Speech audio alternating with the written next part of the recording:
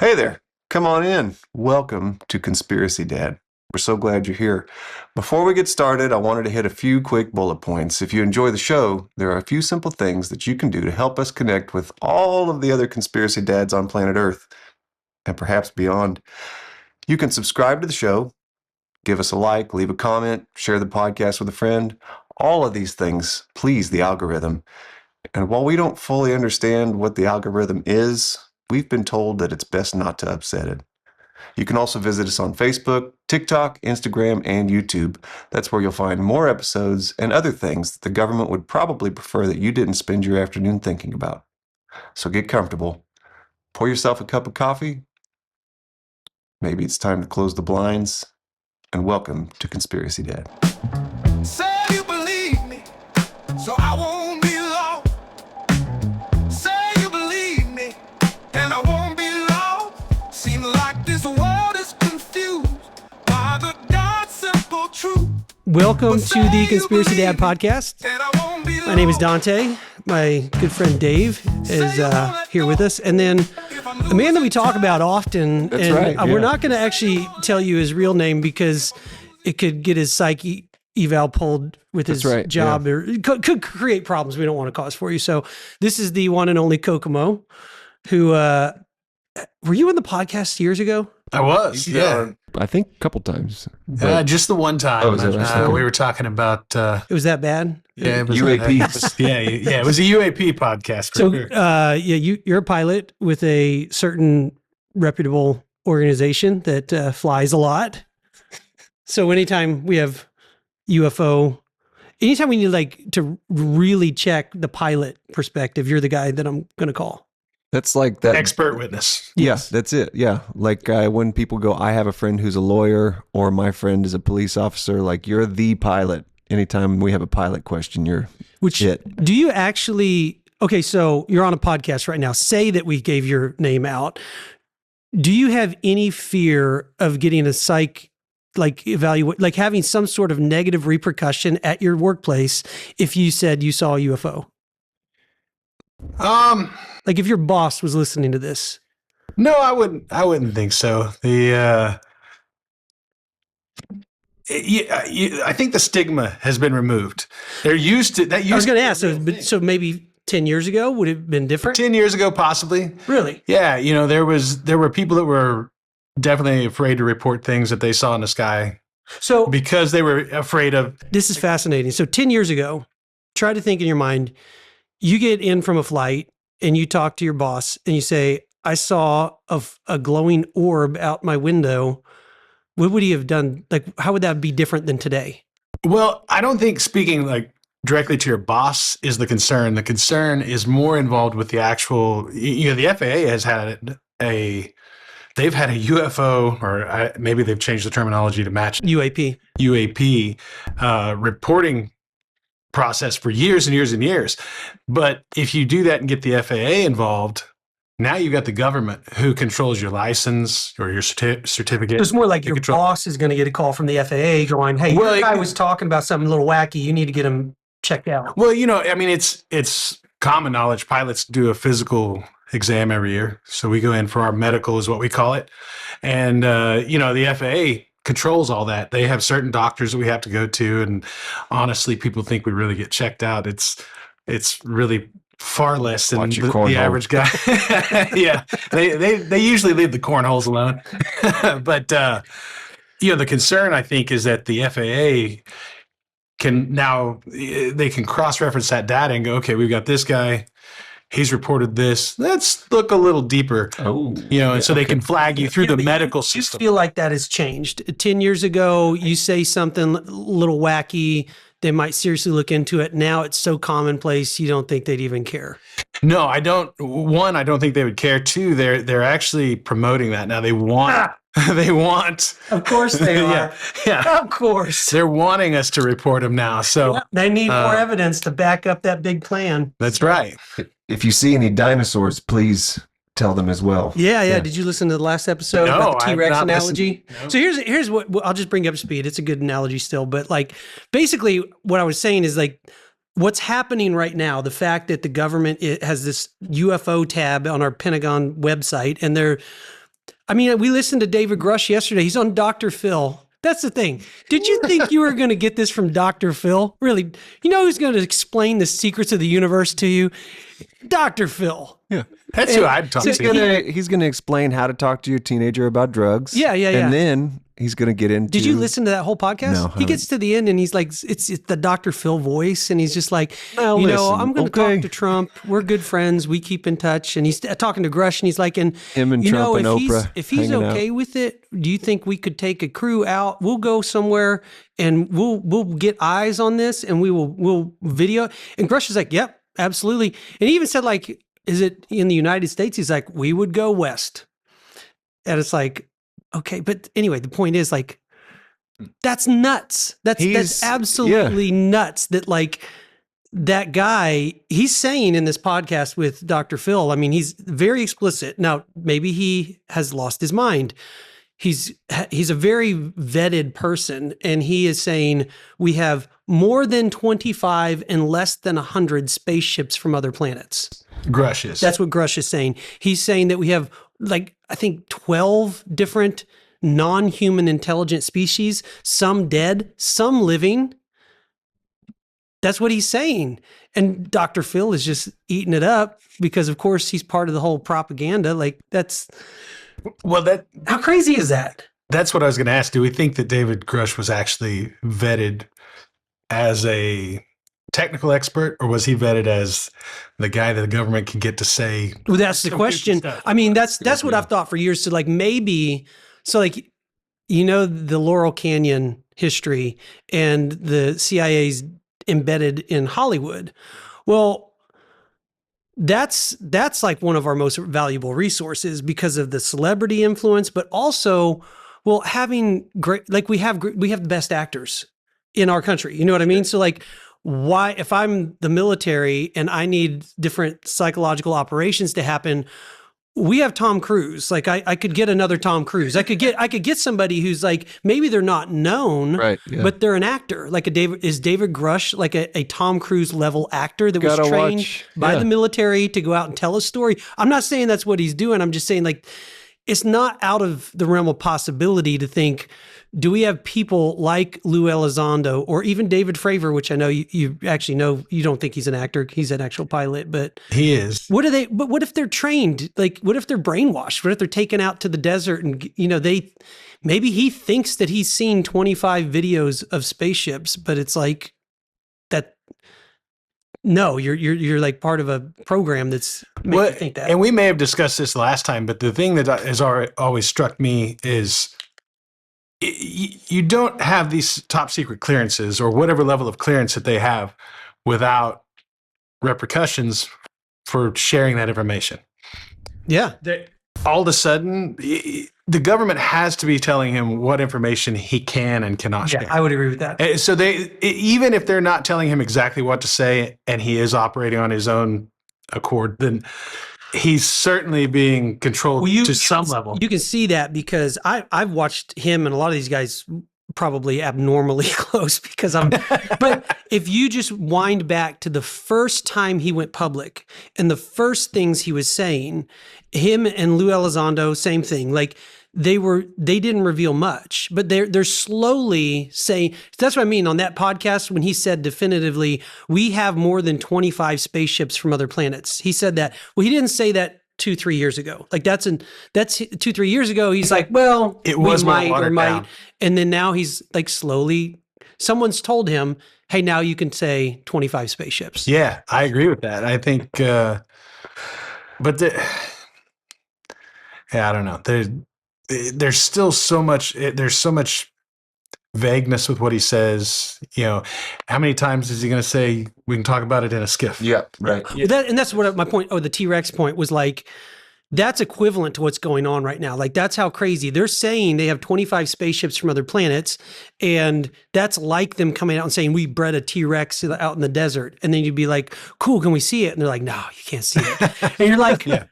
Well, you don't have a T-Rex at some point because it's like you keep talking about it, but you haven't actually shown us anything. It's a little bit like, you tell your kids about Santa Claus, and like when you talk to Santa Claus, well, you missed him. He was here after you went to bed. Yeah. That's exactly right. I'll give him your note. Yeah. And so how long Well, you got the gifts from him. I mean, I guess at some point he's going to take Dr. Phil out into the desert. I mean, that's the other damnedest thing. They're talking about, he's like, well, are you sure it's going to be there? And he's like, well, there's some things that are hard to move. And that's something they've hinted at, is that they're saying that there's a UFO in Western United States that's as large as a building. And it's been built into a building to disguise it. It's been built into a mesa. It's on Skinwalker Ranch. Well, maybe, I don't know. I mean, that's crazy. It's 50 by 100. It's 50 feet wide by 150 feet tall. I've watched the show. Yeah. Oh, well, okay. Well, Case closed. but that's a change in the past. That's kind of what we've been talking about over the past 10 years. Like, if we had this conversation 10 years ago, you'd probably be like, Dante's lost his mind. Yeah. I think it was in the realm of Santa Claus 10, 15, 20 years ago. There were believers and non-believers, but I think the thing that's changed in modern society, everybody has a recording device. They're high definition. So we are getting more sightings of things, but what are we seeing? I don't know. I have not seen a high definition 4K footage. That's like even the footage coming off of these FLIR radar systems. They shoot in high definition. They do have high definition versions of it where they can zoom in and you could see the VIN number. One of the things that Fravor actually talked about with that was when they released the video of the Tic Tac video. It's a degraded version. Yeah. Yeah, he said that's not the video we shot. He said it is the video, but the video that we it's a copy of a copy of a copy intentionally. I mean, that's kind of like in the NASA files when they released on the Pentagon website. If you go to UFO and there's one of the Apollo missions, they released a photo and they're saying that there's these three lights up in the sky and they're saying, yeah, actually that's a UFO. We don't know what that is. But the photo that they released through the Pentagon website is a degraded version of that photo. And I actually went into the original archives and downloaded the HD version of that photo, and it's color, first of all. And I did, son of a bitch, you zoom in on Photoshop and there's three dots hanging in the sky there. But the point is, like, well, they had that, like, why release intentionally a degraded photo? Why not release the original? Even though the photo's public, everyone can get it. It's just, it makes no sense, except maybe government sucks at doing everything. They just suck at releasing. They are not very good at accomplishing tasks. Dave, what do you think? Well, not much. I was enjoying you guys carrying it. Well, we weren't going to talk UFOs. Well, I will say, like, probably the reason, like, I sounded checked out just then is that's what people do, is we glaze over when you get into the minutia of it, because, like, what you just said, well, the one HD image they have that you guys are talking about, I'm not saying it's the one they have, but the point is, the one you guys are landed on as a discussion topic is one that's blurred out, like, that most people see. And you've got to do a little bit of, you've got to jump through some hoops to see this high def version of that. And by that point, people are already on to thinking about the next thing. That's some sophisticated, like, manipulation of media. And, like, do we really think they're, like we said before, do we really think they're about to unveil whatever they are? If we're hearing about it from Dr. Phil, it's probably not that sensitive of information. It seems so dumb. Like, if this is really what's going on, if the president of the United States is literally sitting around on an afternoon listening to his buddy Dr. Phil and then going, oh, that's a good idea. Maybe I'll take them out. You know what I mean? I think about that's that how too, this is actually operating. We're all in big trouble. Yeah. Like, well, he is a psychologist. Any serious civilization would never do anything like this. So I guess, like to picture him with Putin or somebody and be like, I don't know. I was talking to my buddy, Dr. Phil. I don't think this is a good negotiation step. Oh my gosh. But, when you say, like, what are we doing? We're talking about Dr. Phil talking about aliens. Meanwhile, they're hanging cameras in the sky. Well, full disclosure, though, we need to tell our wonderful audience, we already did this podcast. Yeah. We believe in transparency, and Dave and I podcasted yesterday and his microphone wasn't on. So that was a frustrating moment, but I'm glad that you were like, hey, let's just go back and do it again. Yeah, and I'm really sorry I didn't turn your mic on. it happens, and I do think that like that is like a pretty common podcast occurrence where I you wonder hear how many times like the Rogans and the guys Oh, like that man. have entire episodes that Yeah. you get to the end and you're like, lost. no, gotta we do it lost again. all that, Yeah. guys. Hard I drive. don't think it happens to Rogan that often anymore because they've had it happen once or twice, right? But like I've heard of some long form ones where they go, "Yeah, we did 3 hours, it's all gone," and they just had to do it again, which then does the thing that we're about to do, where like plenty of times throughout this conversation, it will probably come up like, "I don't remember we talked about this earlier or that was yesterday," but fill in the blank. Well, So- we're talking about flock cameras. We mentioned it on the last podcast, and that and the surveillance state in general, like how much has changed. I referenced on the podcast that we didn't do yesterday that this week was my 20th wedding anniversary. So I've spent a lot of time thinking about that, but even went back and I was looking at old photos and videos, and I started to really think about like, well, how different is it now than 20 years ago as far as these devices, the flock cameras, security cameras in general, just the technology working its way into our lives. And I've always said that 1998 was the peak. Like we should have just stopped at 98, perfect amount of technology. And we just pushed it too far. But can you think back, how long have you been married now? 22 years. Yeah, I was going to say you're older. Yeah. You're old. I am old. No, but think back. Not that much older than him, but When you you have been married a longer. I mean, you guys started dating when you were like 9. Yeah, kind of. Yeah. So, but when you guys first got married, I was thinking, I didn't have any, like, it was uncommon for a house to have security cameras. Like, obviously, yeah, you'd be rich if you had security cameras Yeah. on your house. So, Alarms were relatively uncommon back then. What's say it again? Alarm systems were Yeah, relatively home uncommon. alarm system, Yeah. not unheard of, but Yeah. definitely, I didn't have one in our first house. Right. We had a dog. But phones were, iPhone came out in 2007. So it was like just starting to kick off. You'd even have a camera on your phone. And, cars did not have cameras in them. That would be nuts. I remember when the first, like, you could buy a camera Yeah. to go on your Yeah. car. And I thought, oh, that's cool. Now it's just integrated into every car. I mean, what else? Like, Yeah, I mean, we had pagers in the late 90s. That was like the cool thing.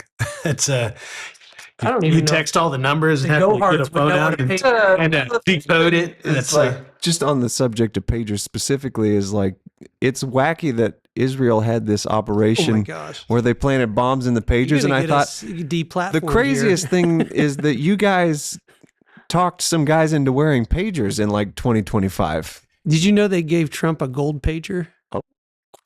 Well, I might wear that. That's a message. I'm just saying, like that's Oh yeah, right. a That's like my father-in-law. place. When I asked for my wife's hand in marriage, he handed me a bullet. Oh yeah. And it was Yeah. like, if you ever hurt my daughter, they'll never find you type conversation. And he made sure that I got the bullet as a gift. Yeah. So you're right. Like the pager, similar message possibly. Yeah. Well, again, I don't. That's wanna just get the- speculation. I don't want to get any, ACLU or whoever after us, but the idea is these cameras, they've been popping up for a few years now. I mean, I kind of knew about it a year or two ago, but David not really known about it until I brought it up. And now it's just a full-blown controversy. Everybody's talking about it because I think the general public did not consent to this. Hey, you're going to have these cameras placed all over your city, and every time you drive past it, it's going to basically run your license plate and put you in a database in the case that maybe someday you decide to do something bad, and then we'll know exactly where you are all the time.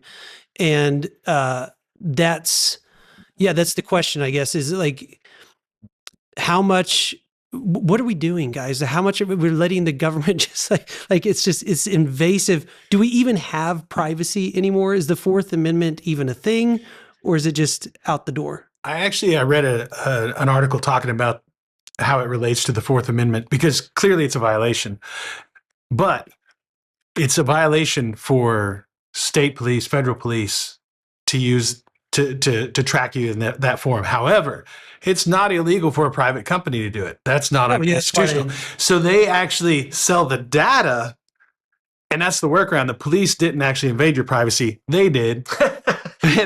and since they did it, it's okay. It just so like happened a lot to. of defense contracting things. But isn't that an amazing? I've spoken to other people that work with other defense contractors, and that is what has been happening, where it's like, hey, look, if we had to do this federally, it's going to take a long time, versus if we pass it off to a contractor, wink, wink, nod, nod, they can do all kinds of things that they don't have to run past anybody. I was wondering about like All the way up to the UFO topic too, that's what they think is going on there. That makes sense. Yeah, like FOIA requests. You can't make a FOIA request you can't to FOIA, a private like to Flock, right? No, So you can't. Yeah, I mean, like, which is, I mean, the funny thing about this is a lot of people that listen to this exchange, if you're kind of like what we would call like a mouth breather, you're kind of like, well, but they can watch me, I don't care, what's the big deal? I'm not doing no bad things. Yeah, exactly. The whole thing is like Flock has a major problem with this dflock.org website, which is a map of where all these cameras are located, which is ironic because like you guys are surveilling us. And then as soon as there's an open source website, just letting people know where the cameras are, all of a sudden you're not so happy about being monitored yourselves. And again, I can't make a request to ask what you've been looking at. Like you guys are really sensitive about your information. I heard a cop who was talking about that, who he left the police force. I think he was on Tucker's show talking about it, but he was saying like he thinks there's a part of it in some of these police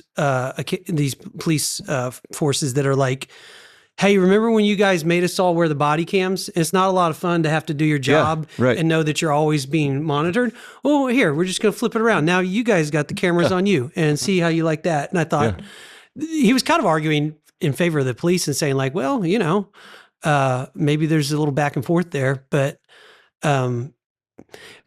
I don't work for the police though. But it is the same point of like, yeah, none of us like to be monitored all the time. No. And I know that like, you know, you think of yourself as a good guy, you're a law abiding citizen. At first glance, it is kind of an easy thought to like go, well, I don't really care if they watch me going to the grocery store.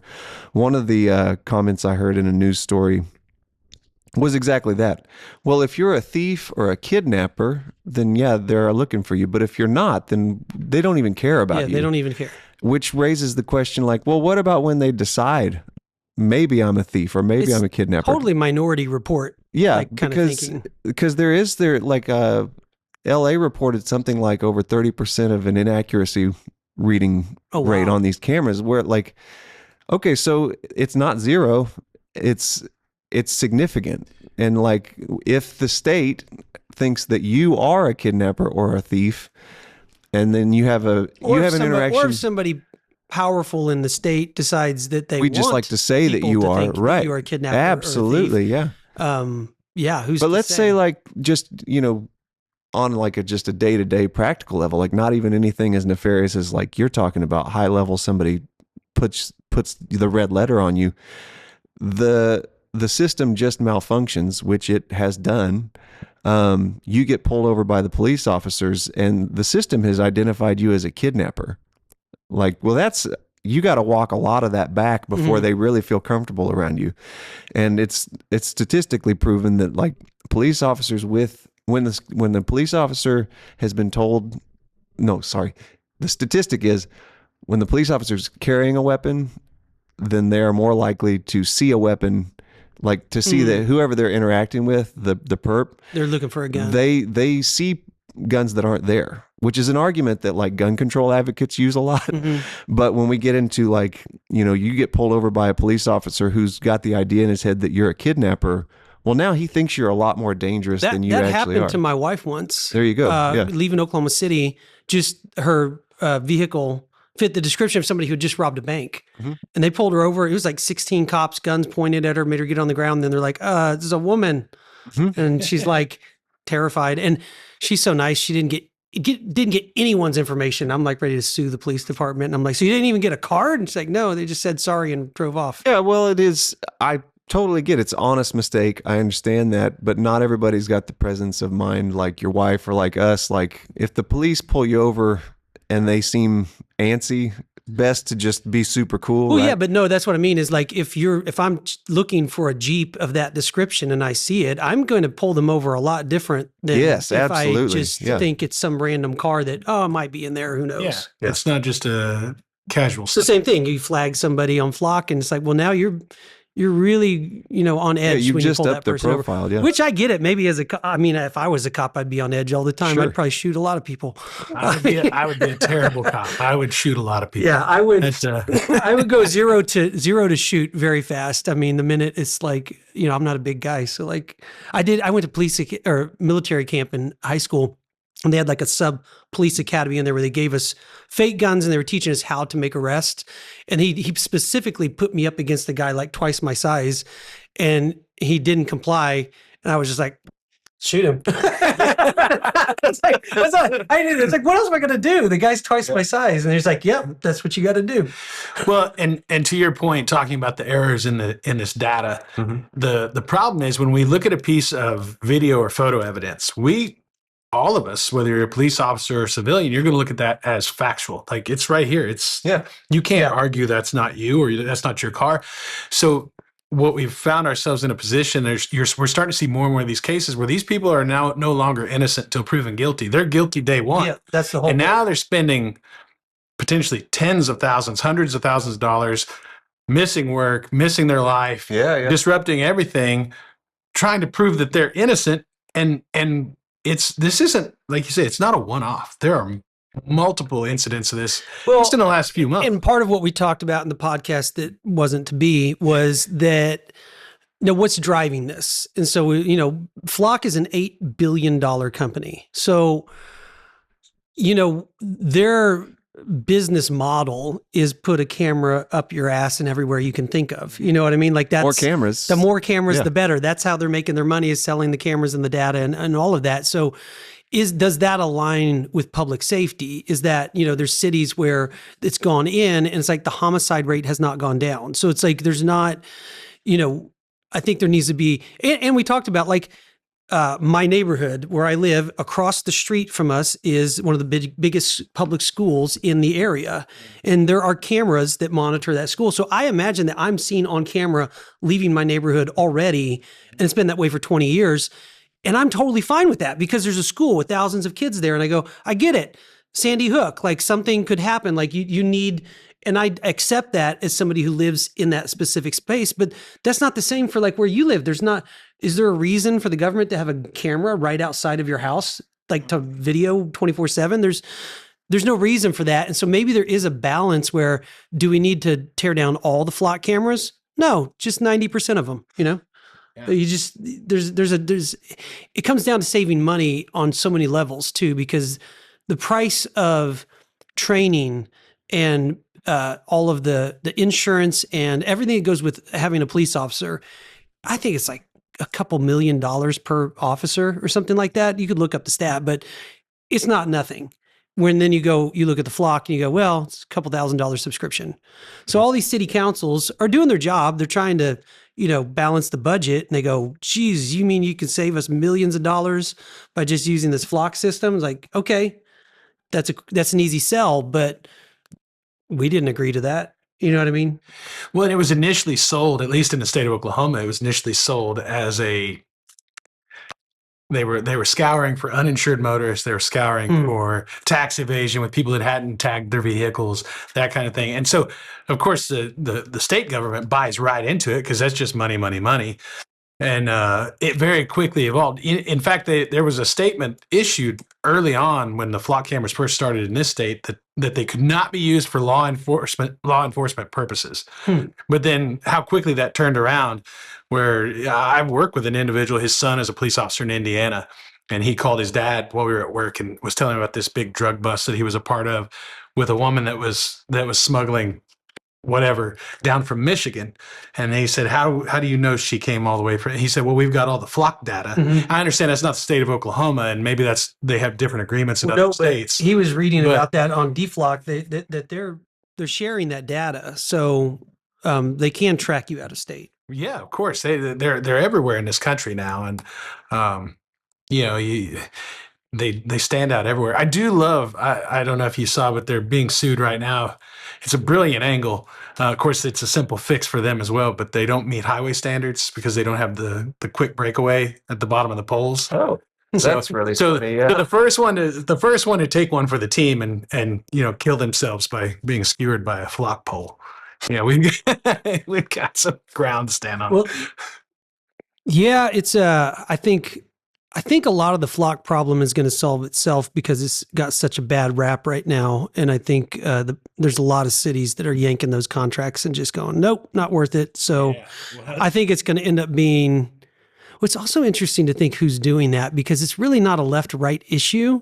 Right. I kind of feel like more people on the left they like that kind of idea of the surveillance state, and it's definitely a right wing is like, no. But it doesn't seem to be like, it seems like people are equally unhappy with it on both sides. It's just, we all don't want to be monitored 24/7. But if Snowden taught us anything, you are being monitored 24/7. And it's even more like in 1984, the cameras are placed all over the place and people are being monitored. It's worse than that because you're pointing the camera at your own face and you're surveilling yourself. Yeah. And you're doing it through all of these social media platforms that we ask you to follow us on and to watch our show. Right. But all of that, there's this whole saying, like, what is it? Like, if something's free, you're the product. Yeah. Right. And it's like, that's what we live in now. And I think that's by design because I think that internet's a military operation. And I think that the whole thing, it always has been. And I think that that's why are all of these, I don't think any of these, Silicon Valley billionaires that I don't think they happen in a vacuum. I think they're all propped up in different ways. And there's a lot of, there's a lot of military and intelligence that is embedded in that, or maybe even just propped it up. Who knows? Maybe it came from the UFOs. I mean, but it doesn't seem organic. It is something I've been thinking about a lot, like the point of, we're already being surveilled quite a bit by virtue of the fact that we carry these phones in our pockets and they're listening to us all the time. There for a little while, we were talking about butterfly effect or that sort of thing. You talk about, I'm looking at getting a new car, and then all of a sudden you see more ads for new cars. Well, now it's more like just common knowledge. Like, well, there's nothing mystical about that. Like, your phone's listening to you, and now you're just seeing ads, which did kind of cross my mind as we're looking at this flock camera issue of like, we are so hooked on these phones that we didn't get as outraged about that. And I don't know what to do with phones or the flock. Yeah. Like, I knew it to be true. Oh, like there are times when NSA became well, public. that and just like the more prevalent it is where like the ads are tailored to you when you open your phone up, it's like, oh yeah, they're obviously listening to me because like things that I'm not even interested in. So it's not like stuff I've clicked on or I've watched, but like stuff that's been said around me is now populating in my ads, right? That should bother me more than it does, but it's like, well, I use my phone for stuff I need it.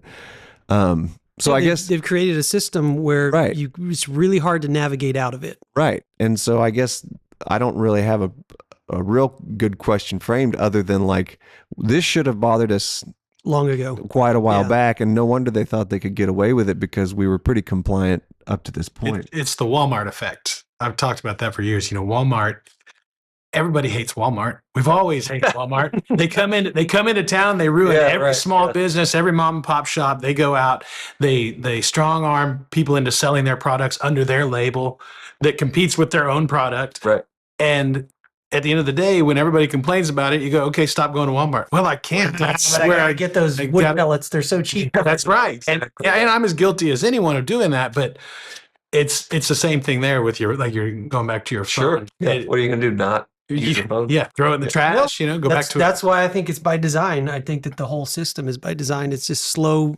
It's boiling frogs. Yeah. It's just slowly turn it up. And I guess that's the point of what we're doing now and I'm trying to not be hyperbolic, but these last few podcasts, it's just like, I can't think of more extreme things to be said or to be doing. Like it's like if the water's going to boil, it's breaking the boil right now. And when your government leaders are talking about 25 different spaceships from other planets. It's like, whoa, whoa. We've come a long way. And I hope I don't sound nuts, but I don't think I'm wrong. That's the thing. It's like, I'm not wrong. We're calling balls and strikes here. Yeah. And I'm not wrong to say that is absolutely crazy. But you're right. Everyone just About their work. They don't care. No one cares. That was our text thread yesterday. You sent me that Dr. Phil Grush episode, and I was like, yeah, try telling 20 years ago, Dante, hey, check out this episode of Dr. Phil talking to this high up government official talking about UFOs. And so you're right, like by any metrics, like August of 2026 it's objectively a crazy time. Like, argue with me that it's not, that you can't. I don't think you can argue that it's not. Trump is the president. Oh my God. And he's buddies with Dr. Phil, and they're making plans. Trump's got a gold pager on his desk. Jesus. Yeah. No, it's, it's crazy, but I don't. So then we think about like, well, what can we do about it? Well, the first thing you can do is you can share this podcast with all of your dad friends, and you can try to wake up as many people as possible to say, look, conspiracy dads, the water's boiling. Okay. But then also specifically with the flock cameras and other things, people they have to go down to their city councils. You have to act locally. You have to like write your Congress people, and you have to tell them that you are not okay with this infringement on your privacy. And I think that there are people that will agree. There's people that will even be woken up and kind of go, I didn't even really thought about that, but this is, right. We need to revisit this. Well, there's clearly enough of that happening right now for them to be taking them down. And it's not a surprise that that's happening mostly in small municipalities, because those people are a lot easier to get rid of. A place like Tulsa or any other big city, it's going to be more difficult to persuade through phone calls and letters and messages to your representatives, because they don't really care. There's too many of us, and they're gonna be able to sway it one way or the other. But I think one of the interesting questions, and I'm not advocating for any destruction of private or public property, but one of the things that interests me is all these people that are damaging and destroying, hauling these things off. Nobody seems to be getting prosecuted. Maybe there are some places. On the fake podcast, we talked about there's a case of a guy in Colorado who got arrested for knocking some of them down, and he's had 30,000 people write in. I saw this. That's his alibi. Giving alibis. It couldn't be him. He was mowing my yard at that time. Yeah, we were making ice cream or something. But I find it interesting that we're not hearing more of that, because these things are happening to these cameras all over the country. Yeah. And it's not just an isolated incident in Colorado. So they're going to have to justify it by rolling out the UFOs, and then they're going to say, see, now we have to monitor. They're going to escalate somehow. Maybe it's out there to catch the UFOs. Well, they're doing a shit job of catching it, because I haven't seen it. I mean, I've seen it. Just to be clear, I don't want to upset all the UFO people. I have seen multiple UFOs. What I'm saying is we don't know that they are aliens or demons. We don't know that. And Jim Bridenstine told me himself that they're not, that they are our spaceships that we have that are advanced technology.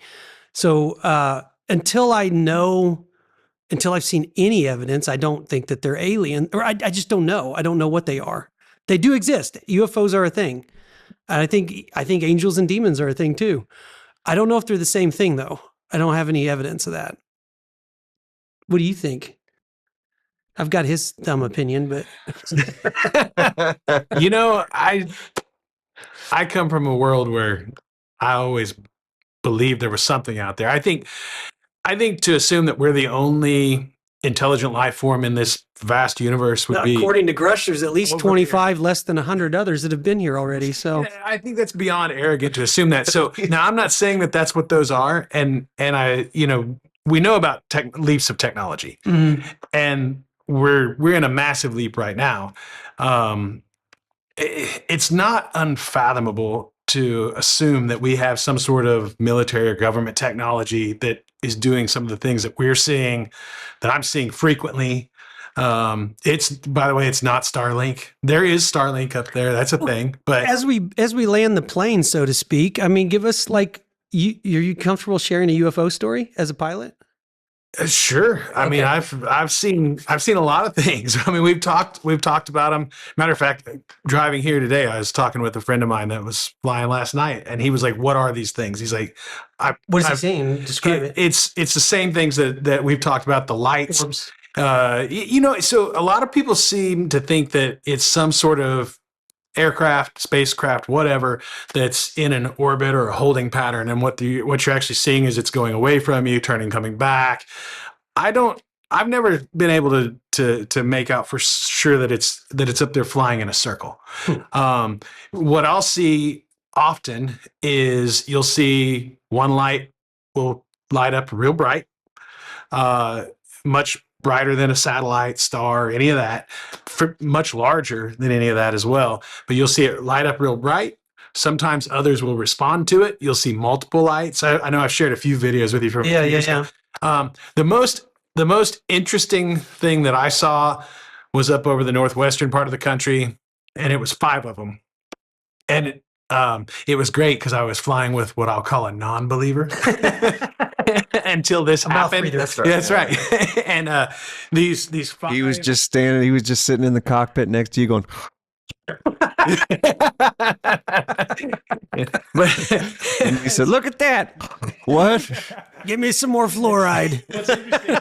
He's texted me a dozen times since then. Dude, I saw them again, and they were this and they were that. But these 5 lights, they would light up together, and then they would move in various, I don't want to call it geometric patterns, because when you're seeing dots up there, you could make anything out of it. I mean, people think that there's Orion with a belt and a sword. It's like 5 lights up there. Like, I don't know where we come up with that. But that one, it was much higher than we were. We're flying a, high 30,000, 40,000 footish range. Whatever was out there was far above us, and it was a long ways off, much further than you would be able to see lights from an aircraft or anything like that. And when you start, Can I ask how you know it was far away? I don't not believe you, but I've thought more than once when I hear pilots say this, like, how are you able to gauge? So that's a great question, and it's difficult. I mean,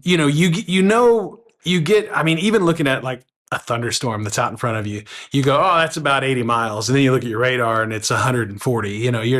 It's very difficult to judge distance because it's like looking out across the ocean. It's so vast and huge. It's an optical illusion. So a lot of it's estimation, but a lot of it's also just experiential. We know what we've seen and what it should look like. And then you go, yeah, that's it's very easy to tell what's above you. Sure. Yeah. Sometimes,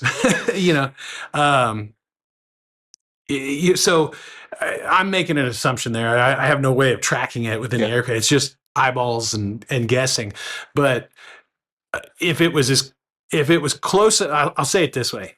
If it was close enough that the speeds we were seeing weren't that spectacular, it would have been dangerously close. Like when you see it out there and you see something move this far in that amount of time, you go, it would have had to have been right on top of us to look that fast. So I'm probably not describing. No, that's a good answer. So like if I can regurgitate it back to you, make sure I get it. But the speed that it's moving is relatively fast. Like that's how you're gauging distance, is watching the speed from far away. Yeah, somewhat. Right? Like, I mean, kind of like when we watch Indiana Jones travel across the map.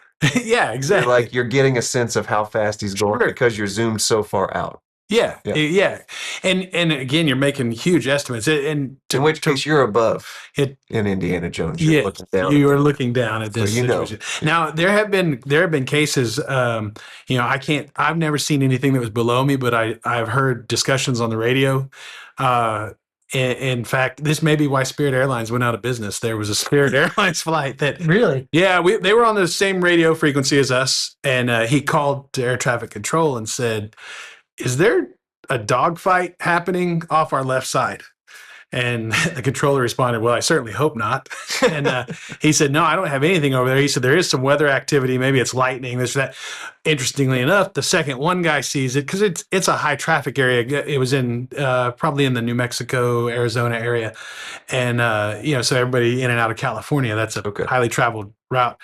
And anyway, all of a sudden everybody starts keying on the mic. No, we see it too. It's certainly not lightning, and they're seeing stuff down below them. No surprise that there's a lot of Groom Lakes out there. There's a lot of military testing.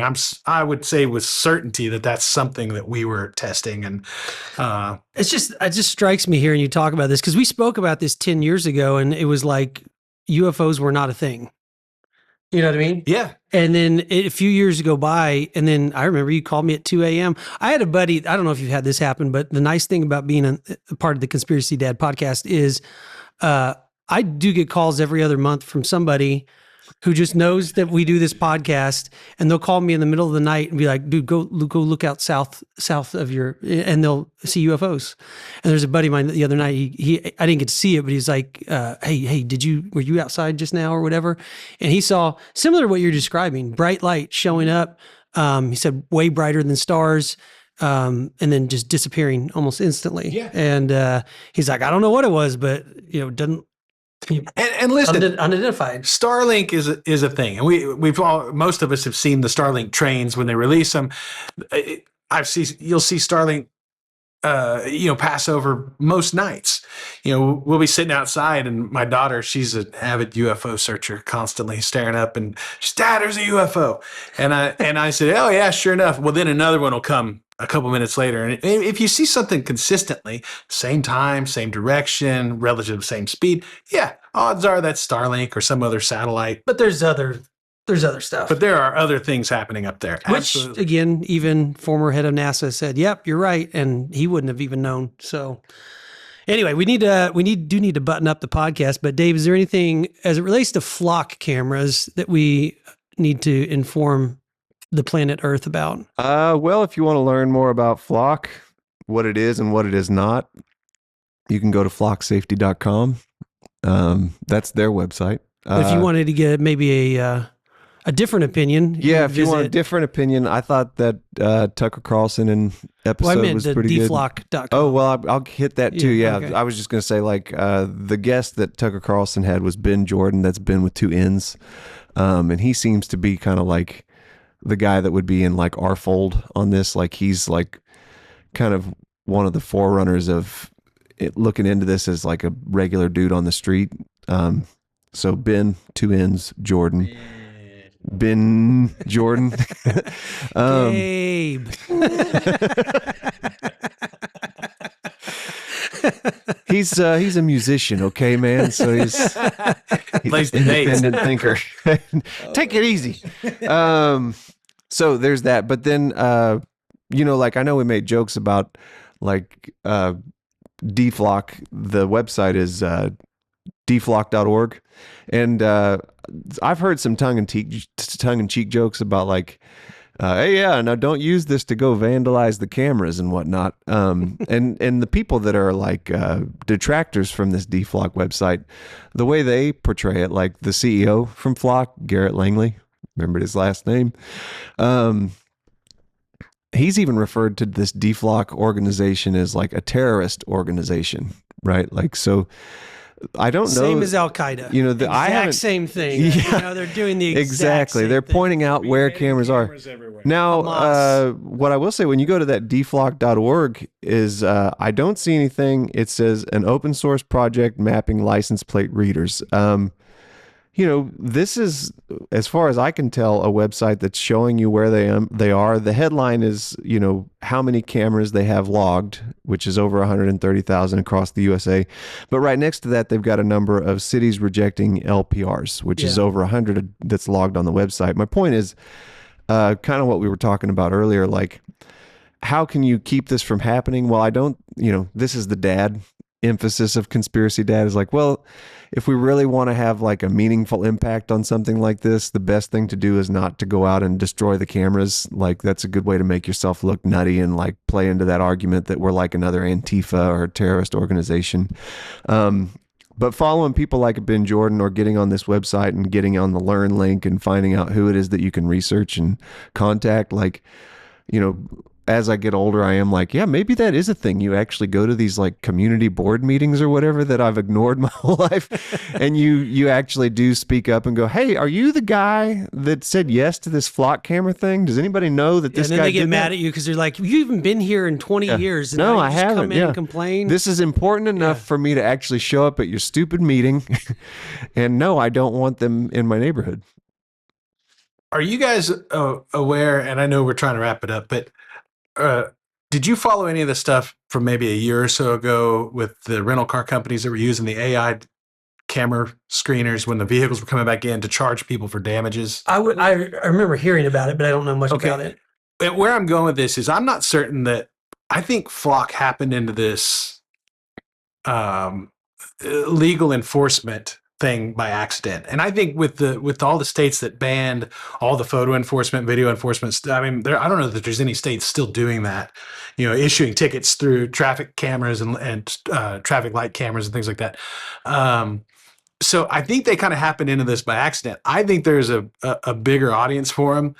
And I think it's with like the insurance companies and things like that, as I've been dealing with a favored insurance company in Oklahoma. Let's say, it's not uncommon. We all know, and most of us have probably gone to a body shop after somebody hits us and you go, oh yeah, that dent right there, probably. I don't think that was there. That wasn't there. Well, the fact, when I heard the other day that the ability for them to scan such fine details as the VIN number as you drive by tells me they're probably getting high definition footage of. So you've got a huge customer with somebody like insurance companies. with an insurance company that you can sell that data to them and go, oh no, those 3 dents were there. Or even they could track like, oh, does this person speed or not? And we can just, it looks like you're going kind of fast through town, so your premium's going to have to go up. So I think there was a different market that they were aiming for, and they'll probably ultimately get there if they haven't already. Hope I didn't give them any ideas.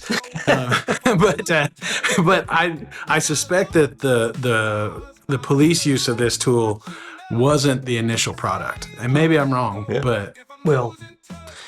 Kokomo, thank you for joining us on the Conspiracy Dad podcast. I hope you'll come back and talk to us again, especially about the UFOs, because I'd love to. Your firsthand knowledge of what's going on up in the sky is, I hate to fly, so it's not going to happen with me. So I'll watch them from the ground. So anyway, thank you for joining us, and we'll see you guys next time.